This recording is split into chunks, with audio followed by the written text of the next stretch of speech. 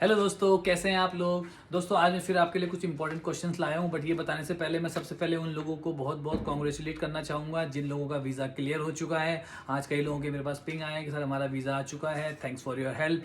तो दोस्तों मैं उनके लिए बहुत ज़्यादा खुश हूँ क्योंकि उनको फाइनली वीज़ा मिला है। कुछ डाउट, कुछ क्लियर, कुछ कन्फ्यूजन्स मेरी हेल्प से क्लियर हो पाए, तो इट्स वेरी गुड। तो दोस्तों आप लोग मुझे पिंग करते रहे इंस्टाग्राम में, कुछ भी हो मैं आपकी हेल्प जरूर करूंगा। आजकल मैं नॉर्मली कोई भी मुझसे पूछा सर मेरे पास क्वेश्चंस बहुत सारे हैं, तो मैं नॉर्मली कह देता हूँ यार मुझे सीधे कॉल कर लो, क्योंकि उतना लिखने का मुझको आदत नहीं है, तो इसलिए मुझे थोड़ा प्रॉब्लम होती है। तो इसलिए मैं कहता हूँ कॉल ही कर लो, हम एक ही बार में क्लियरफाई कर लेंगे। तो दोस्तों I am totally up for it, ठीक है। तो मुझे आप बताना। ओके दोस्तों, तो बट मैं वीडियो शुरू करने से पहले वही सेम डिस्क्लेमर, जो भी मैं आपको बताता हूँ completely based on my own experience. किसी भी चीज़ में आगे बढ़ने से पहले अपने वीज़ा कंसल्टेंट, ऑफिशियल रिसोर्सेज और ऑफिशियल वेबसाइट्स पे पक्का चेक करें, ट्रस्टेड रिसोर्सेज पे चेक करें, किसी पे भी ब्लाइंड ट्रस्ट ना करें। तो दोस्तों सबसे पहले मैं आज एक क्वेश्चन ये लाया हूँ। एक बंदे को ये बड़ा कन्फ्यूजन है कि सर जब मैंने वीज़ा एप्लीकेशन भर दिया, अब वीज़ा यूके वीज़ा की साइड से आपको मिलती है डॉक्यूमेंट चेकलिस्ट। उसमें नीचे लास्ट में होता है, यहाँ पे आप साइन करेंगे, सब कुछ करेंगे, और वही चेकलिस्ट के बेस पे आपको अपने डॉक्यूमेंट सबमिट करने होते हैं। बट फिर ये चेकलिस्ट लेके जाते हो आप वीएफएस। अब वीएफएस वाले उस चेकलिस्ट को देखते भी नहीं है, वो तो बोलते हैं भैया लाओ अपना पासपोर्ट सबमिट कर लेते हैं, कुछ नहीं। और बाद में आपको लेटर में आपको रियलाइज़ होता है कि यार इसमें तो साइन करने को बोला था, उसमें काफ़ी कुछ साइनिंग वगैरह सब कुछ होता है।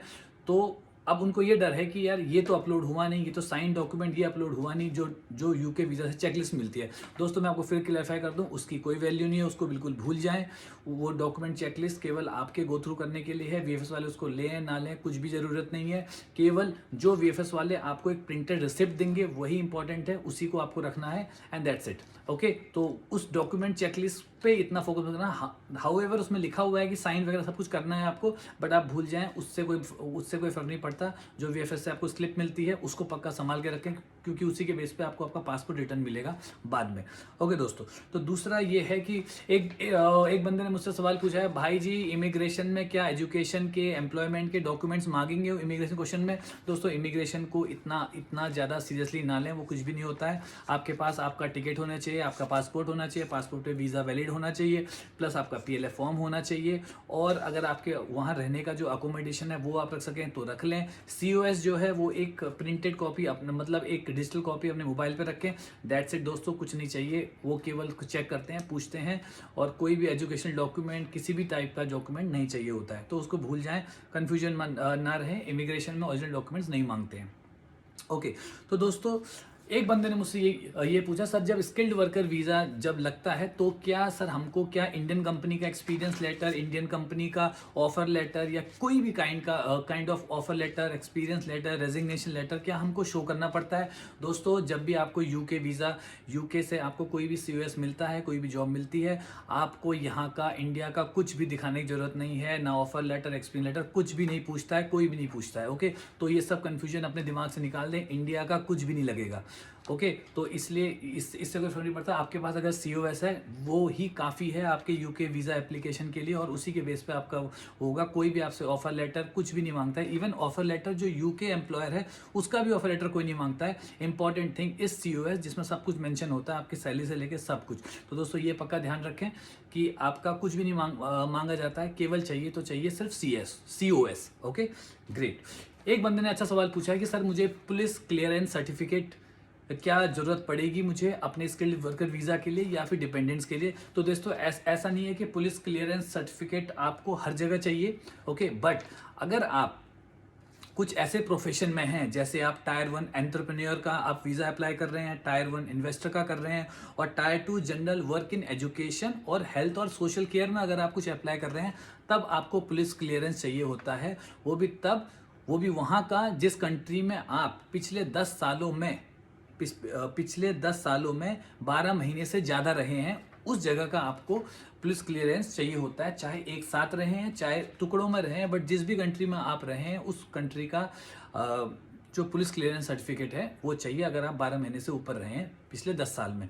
तो कुछ के लिए चाहिए, और यही सेम कंडीशन आपके डिपेंडेंट्स के लिए भी एप्लीकेबल होती है। तो यही सारे, अगर आप इस रूट पे डिपेंडेंट वर्कर के लिए अप्लाई कर रहे हैं, तो आपको वो वाले पुलिस क्लियरेंस चाहिए होगी। बट नॉर्मल जो IT जॉब है, शेफ जॉब है, इन सब चीज़ों में आपको पुलिस क्लियरेंस की जरूरत नहीं होती है। बट जो आपको चाहिए होगा वही आपके डिपेंडेंट को भी चाहिए होगा, ये पक्का ध्यान रखें। ओके दोस्तों, अभी क्या है, हाँ एक बड़ा अच्छा क्वेश्चन पूछा है कि जो डिपेंडेंट डिपेंडेंट यहाँ पे आपके आ चुके हैं स्किल्ड वर्कर में, अब उनके लेकिन जो उनका जो BRP है उस पर लिखा होता है no work as sports person, no work no business as sports person. तो दोस्तों ये पक्का ध्यान रखें, इसका मतलब ये नहीं है कि डिपेंडेंट्स काम नहीं कर सकते हैं स्किल्ड वर्कर के। डिपेंडेंट्स सारी जॉब कर सकते हैं, लेकिन कुछ एक्सेप्शन है, जैसे वो एज अ स्पोर्ट्स पर्सन काम नहीं कर सकते, और शायद जहाँ तक मैंने सुना है कुछ डॉक्टर वगैरह नर्सिंग प्रोफाइल है उसमें भी शायद नहीं कर सकते, बट वो कहीं मेंशन नहीं लग रहा है मुझे। बट अदरवाइज वो सारी जॉब कर सकते हैं, कुछ जॉब नहीं कर सकते, जैसे स्पोर्ट्स पर्सन वगैरह है वो जॉब वो नहीं कर सकते हैं। तो ये पक्का आप ध्यान रखें, ठीक है। तो जॉब वो कर सकते हैं, इस पे कंफ्यूजन BRP से, ये कंफ्यूजन आपको क्रिएट नहीं होना चाहिए। ओके, कुछ मैं रिस्पॉन्स करना चाहूँगा एक मिस्टर सागर का, स्पेशली मैं उनका रिस्पांस करना चाहूँगा कि उन्होंने मुझसे पूछा पाजी कैसा हालचाल। वो कुछ दिनों से उनको शायद फीवर हो गया था, शायद कोरोना हो गया था, ये भी सुन के मुझे बहुत बुरा लगा, और इसलिए वो वीडियो मेरे देख नहीं पाए हैं। बट अभी उनको ये हो रहा है कि सर आप पक्का यमी फूड खा रहे होंगे। दोस्तों खाना तो क्या है, कोई भी खा ही रहा है, यहाँ वहाँ जैसा भी है दोस्तों, बट आप कोरोना से रिकवर हो गए, ये जान के मुझे बहुत खुशी हुई मिस्टर सागर जी। तो मैं अभी, और आप बिल्कुल वीडियोज़ देखें, कुछ भी क्वेश्चन होता है मुझसे पूछें, and thank you very much for your love. Okay, एक और मुझसे लिखा है एक बंदे ने, शायद मुझे पाकिस्तान से एक ने लिखा है, नाम तो नहीं लूँगा मैं, कि सर क्या मुझे, कि पाकिस्तान में जैसे ही मुझे COS मिल जाता है, क्या मुझे इंग्लिश कोर्स करना चाहिए फॉर बेटर कम्युनिकेशन। देखो आप कर सकते हो, दैट्स नॉट अ प्रॉब्लम, लेकिन दोस्तों आपको ही समझना पड़ेगा, जो टेक्निकल नॉलेज है, जो टेक्निकल कम्युनिकेशन, वो तो इजीली हो भी जाती है, आप कहीं भी कर सकते हो। लेकिन जब आप किसी भी कंट्री में जाते हो तो आपका जो नॉर्मल कम्युनिकेशन जो लोगों का है ना, जैसे हम लोगों का इंडिया में हम लोगों का होता है, अरे भाई ये कर देंगे, वैसा कर देंगे, जो ये डिफरेंट लेवल की जो कम्युनिकेशन होती है ना, जो नेटिव लोगों को ही आती है, वो हमेशा समझने में आपको प्रॉब्लम होगी, और वो होगी चाहे किसी भी लेवल का कम्युनिकेशन आप सीख लें। तो वो थोड़ा सा कुछ दिनों में आपको यूज्ड टू होंगे, कुछ टाइम लगेगा आपको 2-3 महीने का, बट उसके लिए कोई इंग्लिश स्पीकिंग की जरूरत नहीं है। जैसे ही आप इस माहौल में आएंगे, हर जगह आप यही लैंग्वेज सुनेंगे, तो आप इजीली आप इसको कवर कर लेंगे। उसके लिए किसी भी इंग्लिश स्पीकिंग कोर्स की जरूरत नहीं है, इसका पक्का ध्यान रखें दोस्तों। बाकी दोस्तों वीडियो कैसा लगा मुझे पक्का बताएं, और इंस्टाग्राम पे फॉलो करें, डू लाइक शेयर सब्सक्राइब, जो भी आपको लगता है करें। मैक्सिमम लोगों की हेल्प करेंगे, क्योंकि कुछ दिनों से मुझे लग रहा था कि मैं भी थोड़ा ये फील कर रहा था कि यार व्यूज़ तो मेरे आ नहीं रहे हैं, सब्सक्राइबर नहीं बढ़ रहे हैं, बट मुझे ऐसा लगता है कि अब मैं जिस तरह से लोगों के रिस्पॉन्स आ रहे हैं, लोगों के वीज़ा लोगों को इशू हो रहे हैं, उससे मुझे बहुत खुशी मिल रही है। तो अब मैं इस चीज़ को छोड़ के मैं वीडियोज़ बनाऊँगा आप लोगों के लिए। तो थैंक यू वेरी मच दोस्तों, मिलते हैं नेक्स्ट वीडियो पे।